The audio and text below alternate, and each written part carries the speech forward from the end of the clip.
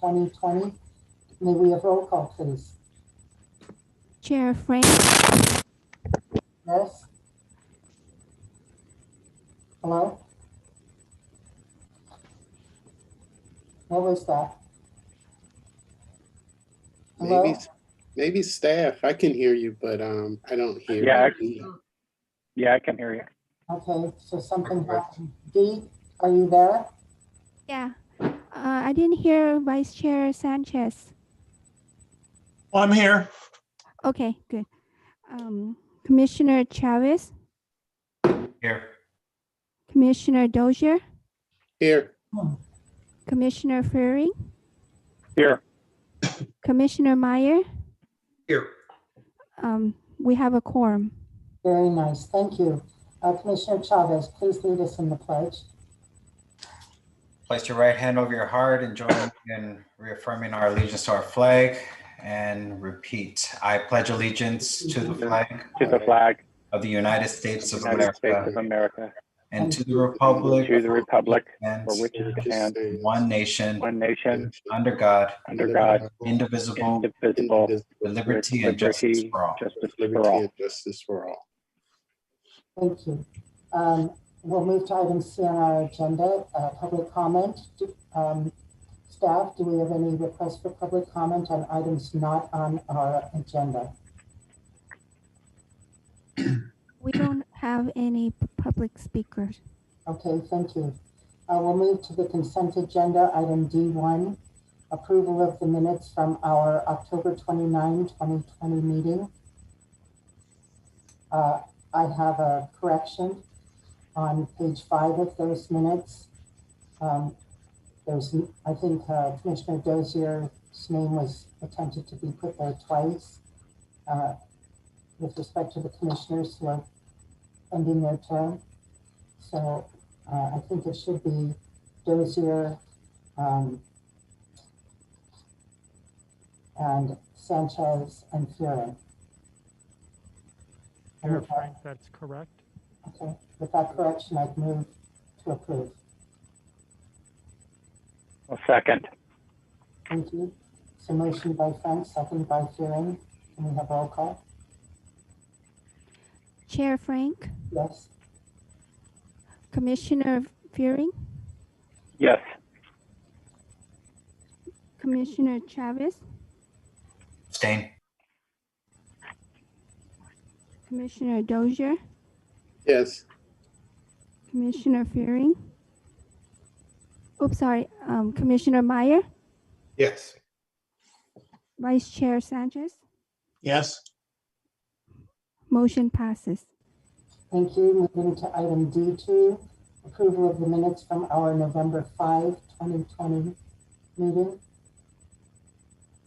Everyone have an opportunity to review any corrections, Madam Chair.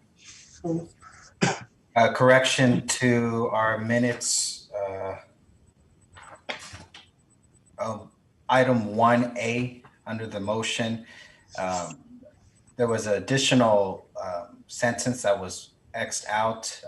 So I would like that the motion bring back the part that says the wireless communication facility shall be a maximum of, and then an edit to be read 77 feet tall as measured to the top of the tree canopy.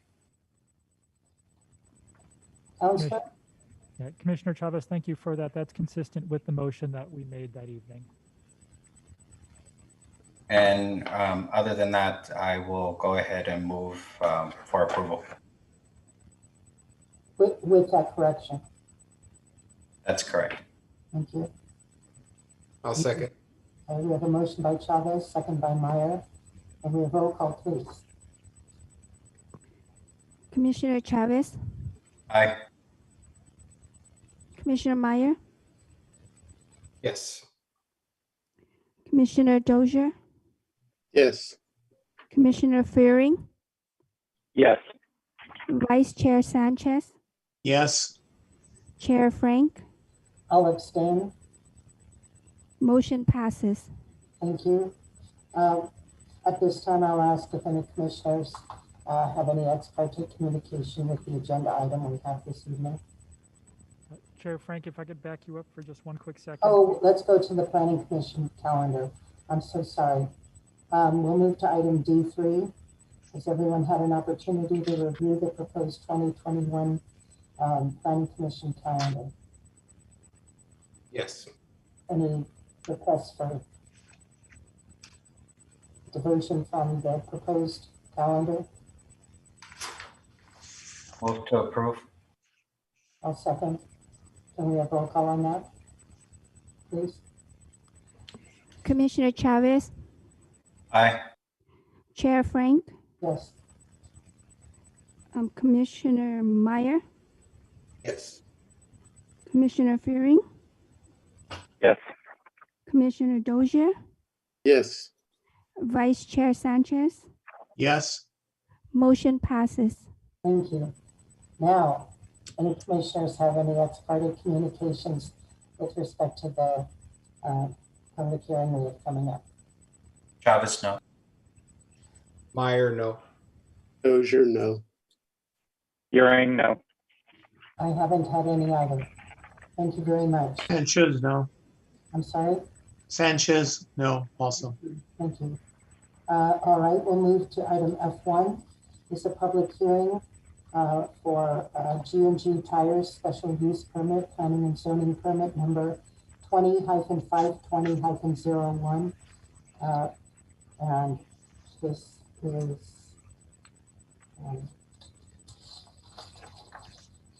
Juan Martinez. Mic on? Yep. Thank you, Chair Frank, members of the Planning Commission.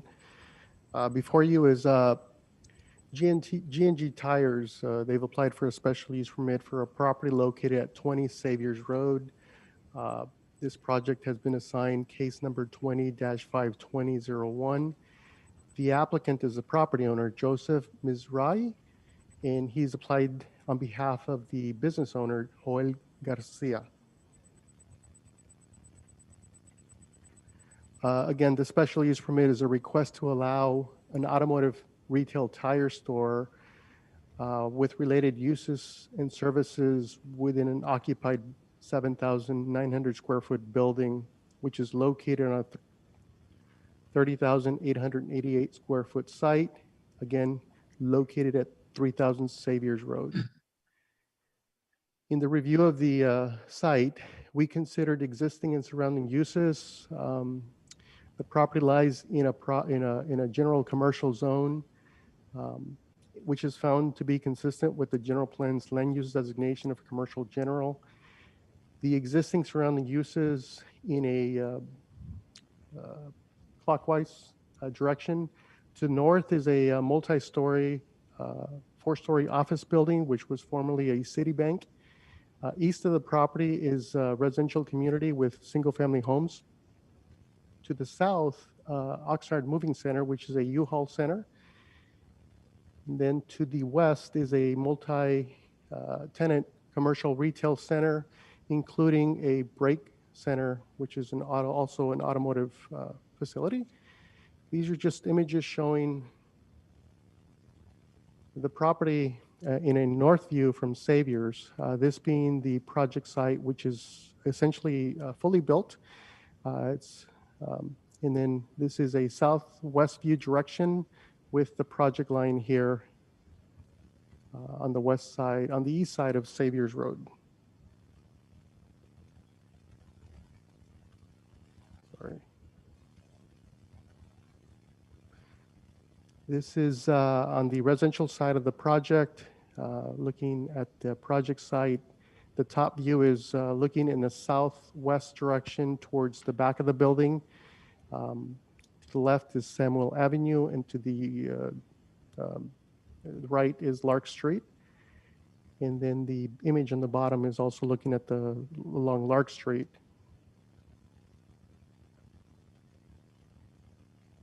The site was built in 1969. It is a 0.7 acre site. The site is fronting on 3 streets. It's considered a corner through lot, fronting on Saviors, Lark, and Samuel.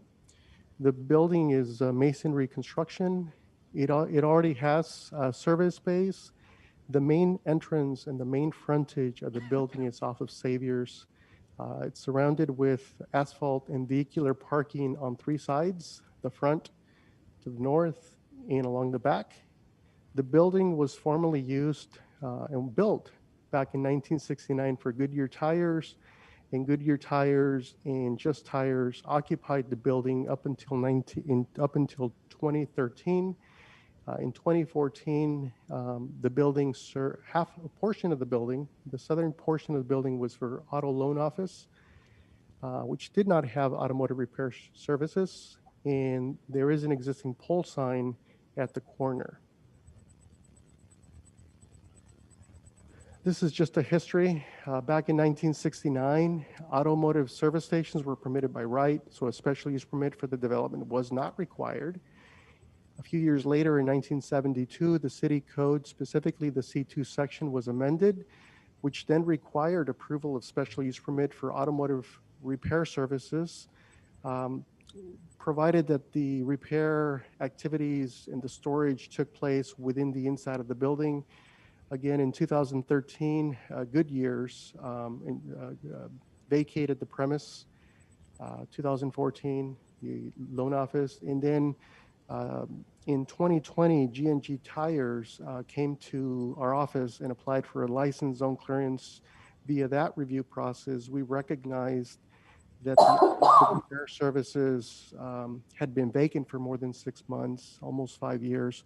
So at that point, we determined that in order for the use to be in compliance, we needed to apply for a special use permit that would then be considered by the Planning Commission.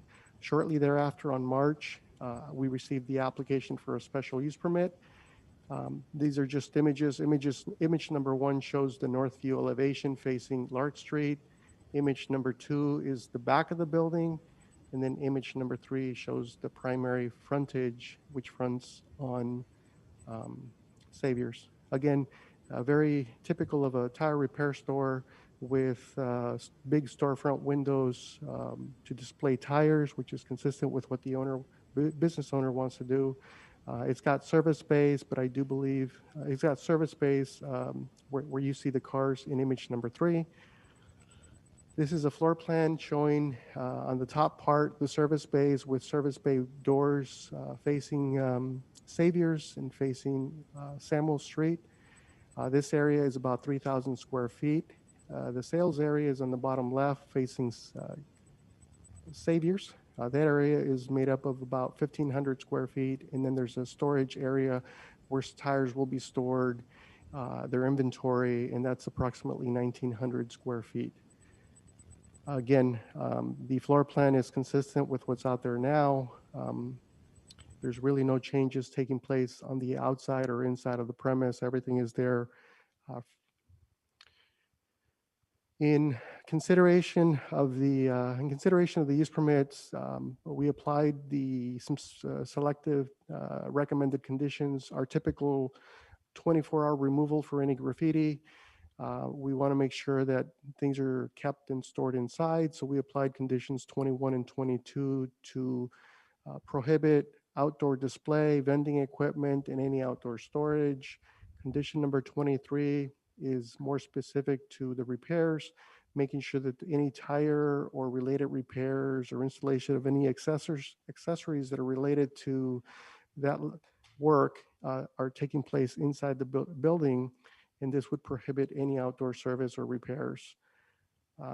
Condition number 24 speaks to the parking lot to make sure that the parking lot is being maintained, striped, kept clean, clear of not only debris, but also vehicle storage.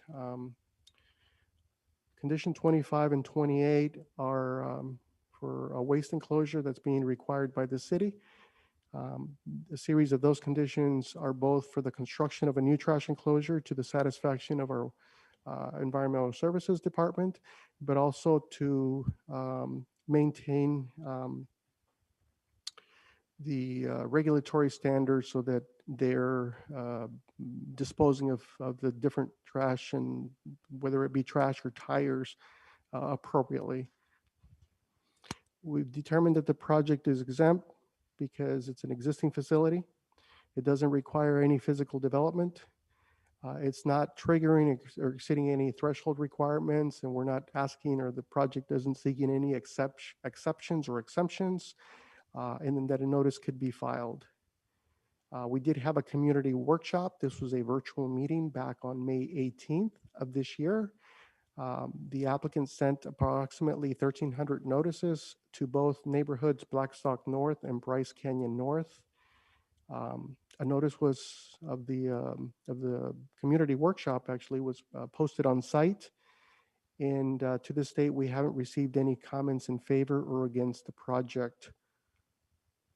Staff is recommending that the Planning Commission approve the project as submitted, finding that the project be categorically exempt from environmental review pursuant to CEQA guidelines, as we've cited, Section 15301, and that the Planning Commission approved a resolution for Planning and Zoning Permit 20-520-01. This would be a special use permit subject to certain findings and conditions that are found in your draft resolutions. That concludes staff's presentation. We do have the Juan Godinez, who's the project architect, and the business owner, Joel Garcia, joining us here tonight. He's with G&G Tires, LLC. Any questions for staff or the project applicant? Thank you. Thank you. Commissioners, any questions of staff? I don't hear I any. have no questions. Commissioner Meyer here. I also have no questions. I wanted to commend Mr. Martinez on an excellent, very clear presentation. I appreciated the visuals and the numbering to help us be clear about what we're looking at. Yeah, I'll ditto that for sure. All right. Thank you very much, Mr. Martinez. Let's have the applicant's presentation if there is one. We don't have a presentation. I think Mr. Martinez did a great job presenting the stuff. The one thing I think we did talk about is to try to get the approval pending for allowing Mr. Joel to open up the tire shop and giving us some time to take care of the trash enclosure so that he could get into business as soon as possible. So that's the only thing that I would add to that. Okay. Commissioners, any questions of the applicant? None for me. Commissioner Chavez. Thank you, Madam Chair. I just had a few questions, and this might go back to staff. Condition number 21 and 22, it talks about outdoor displays. It talks about what? It talks about outdoor displays, vending equipment, storage, and etc. In the staff report, it talks about that they can't display any tires or any other advertising thing. Does this include them from having the opportunity to display banners or those flag banners that many businesses tend to put out? Commissioner Chavez, no, that banners would continue to be permitted as a grand opening, typical of any business.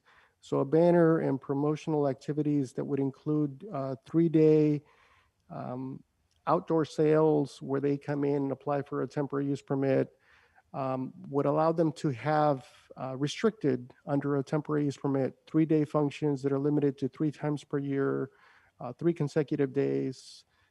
These are the outdoor activities. The banners would be limited for 30 days. So any other allowances that would be allowed as a citywide businesses, they're not giving up that right. So they'll still be able to take advantage of those privileges under a separate permit. Okay. It also, and I was trying to find it, I probably should have marked the page. It talked about that any vehicles that are receiving type of work that needs to go beyond a 1-day service needs to be stored inside one of the bays.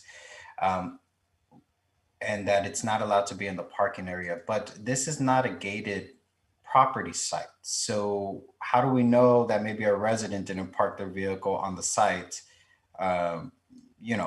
what is the steps of the city to regulate that and to enforce that? Commissioner Chavez,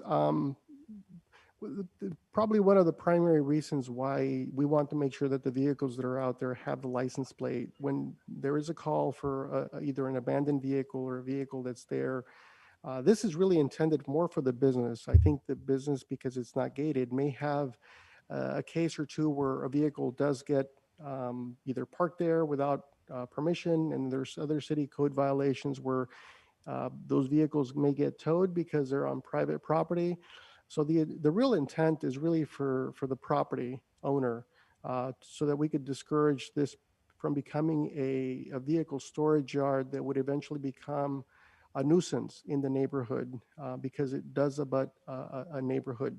So I think the distinction would be is typically the police department or traffic enforcement would run the plates, determine if where that vehicle is registered to essentially figure out if it's a responsibility of the property owner or an abandoned vehicle that may have been left there. So I think the condition also puts the business operator on notice for such instances where those vehicles are become a visual nuisance. Okay, I understand that. I guess my train of thought was just if they're working on multiple vehicles, don't have enough bays for them, and they need to put a vehicle out there, again, I can't find where it says it in the report again, but it said that it had to be in the bays. It says that there are 6 bays. There's parking in front of the building off of Savior's Road. So the only access into the service bays are through the rear off of Samuel, correct? Commissioner Sanchez, no, actually there's roll-up doors. They look like a storefront system, but the front doors facing Savior's do roll up, do become accessible.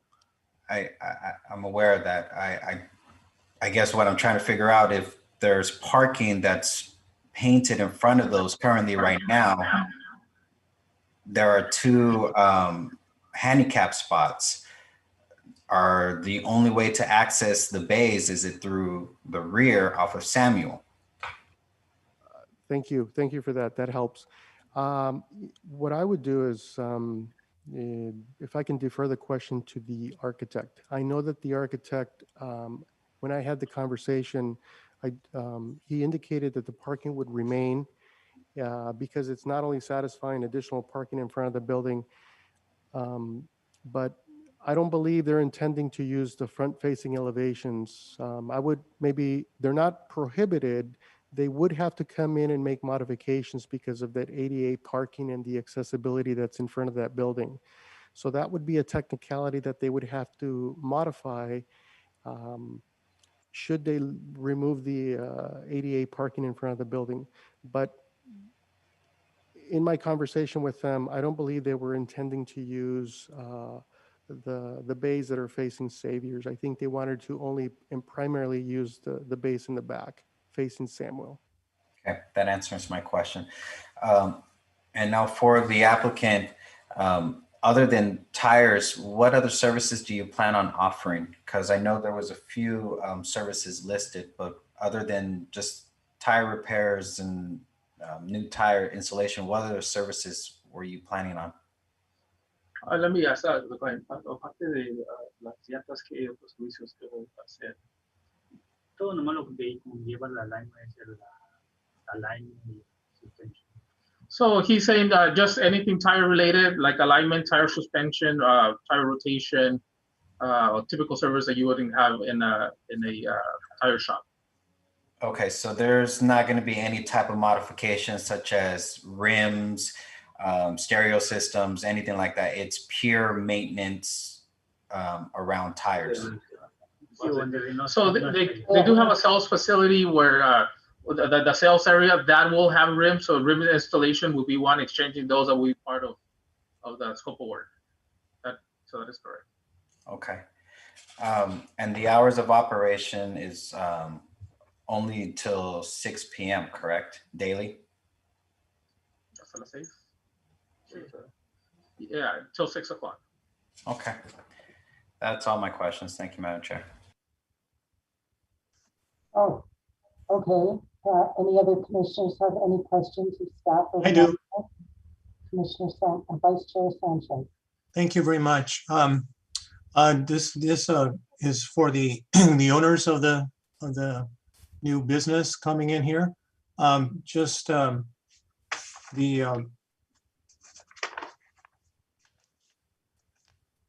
me, I lost my train, my spot here. So the question is, from what I read here, you, as the owner, you have had a smaller place, but you were able to find this place, which gives you the opportunity to add additional inventory and indoor display to showcase tires, wheels, and related accessories. I think that's very, very wonderful that you found this place. You're actually, have a bigger place to, like you said, put all the products that you have there for sale. And, I'm really glad to see that you're coming to South Oxnard over here, because obviously for me, I sort of grew up there, going with my family shopping and things like that. And, it's been a little bit neglected in some ways, but it's getting better. And I think I wish you a lot of luck on this, because I think going to a larger location, there's a lot of traffic in that area. And I think I commend you for taking the risk to go to a bigger place, and hope you do very, very well here. And thank you for believing in Oxnard. Do you have any questions? No, just Okay, a comment. thank you. Okay. Anybody else? All right, thank you very much. I'll open the public comment. Do you have any public comment on this agenda item? No, there is no public speaker on this. Okay, thank you. Commissioners, what would you like to do? I'll move the recommended action. Second, I'm sorry? I We have a seconded. motion. Oh, you proposed approving the Yeah. motion. Yeah, I made a motion to approve the recommended action. We have a second by Dozier. And we have roll call, please. Chair Frank, Yes, I'm sorry, a question. Would the motion include to allow the owner to open while he takes care of the trash enclosure? that's a technicality that needs to be worked out with the planning department. Okay, thank you. Commissioner Dozier, Yes. Vice Chair Sanchez, Yes. Commissioner Chavez, Aye. Commissioner Fearing, Yes. Commissioner Meyer. Yes. Motion passes. The decision of the Planning Commission is final unless appealed to the City Council within 18 days. There you have it. Congratulations. Thank you, guys. Thank you. Okay. Feels good to make someone happy. We'll move to item F2. I understand that this matter needs to be continued to a date certain. So I'll make the motion to continue F2 to December 3. Second. We have a motion by Frank and a second by Chavez. Maybe a roll call on this, please. Chair Frank, Yes. Commissioner Chavez, Aye. Vice Chair Sanchez, Yes. Commissioner Dozier, Yes. Commissioner Fearing, Yes. Commissioner Meyer. Yes. Motion passes. Very good.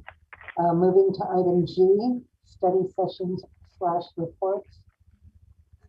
No I don't study think we have any sessions. study sessions. Yeah, no study sessions or reports from city staff. Thank you. Let's move to item H, planning commission business. The only thing I would like to bring up is in my review of the minutes from November 5. I was not there, but I watched the video, and there was extensive discussion between commissioners, and actually a lot of talking that's not reflected in the minutes. It just says, and this is something I've brought up before, it just says there was discussion between the planning commissioners. So I think the minutes should contain a little more detail about what the commissioner, what their issues were, because you can't tell from reading the minutes what the prioritization was of the issues they had, or the concerns, or any of the concerns. They're not even mentioned. So I'd like a little more detail in the future on, at least they discussed, because it used to have more detail. Commissioners discussed proximity to an intersection. They talked about the design of the building. They talked about this. You don't have to say what each commissioner talked about, but at least raise the issues that were being discussed, so that anyone reviewing this in the future, should the need arise, like if there's a lawsuit or anything, and the minutes are public record, it accurately reflects what the commissioners were thinking about during their deliberation. So that's the only comment I would have on that. Commissioner Franks. Yeah. I'd like to also piggyback on that, and I agree with what you said. I would suggest to staff that I know some of our dialogues go kind of long, and it may be a little difficult to scribe it. But if you could just annotate in the minutes where in the tape, so if people are referring to the videotape and they want to see what was discussed, if you could just say, for further details of what Commissioner Dozier said, refer to tape on this date, this timestamp. Oh, that's really burdensome. No, okay. Yeah. But at least comment on, or at least note, like you're indicating, what your concerns were. Yeah. Mm-hmm. And the individual, I'm not even asking for the individual commissioners to be identified by whatever concerns they have, but just to put the issues out there, that at least that was discussed, something was discussed. Right. Yeah. Okay. Good. Thank you. All right. Thank you. Thank you, staff. Any other planning commission business? Okay. Chair Frank, I would also follow on your comment. I don't have the history and the experience with how things have been over the past, many years and in different terms. I think it would be preferable to have kind of what you described, where Commissioner Meyer questioned the reason why the initial proposal could not be fulfilled. Planning manager responded because of the circumstances, and then Commissioner Meyer proposed supporting the 77-foot or the second proposal, whatever. If it's not unduly burdensome, I would find that helpful in having. Yeah, or even the commissioners talked about the regulation of the maximum height, or I don't see any reason why your a commissioner's name couldn't be put in as focusing on a certain issue or whatever. I'm sure staff will figure it out, but I just think it needs more detail. Agreed. Okay. Madam Chair. I'm sorry, who's speaking? Robert Sanchez. Oh, there you are. Go ahead. Yes. The last 2 weeks ago, it was really quite a very really good meeting. It took a little bit of time, but there was very good resolution at the end, and came to a vote, and it was worth our time. It really was. Good.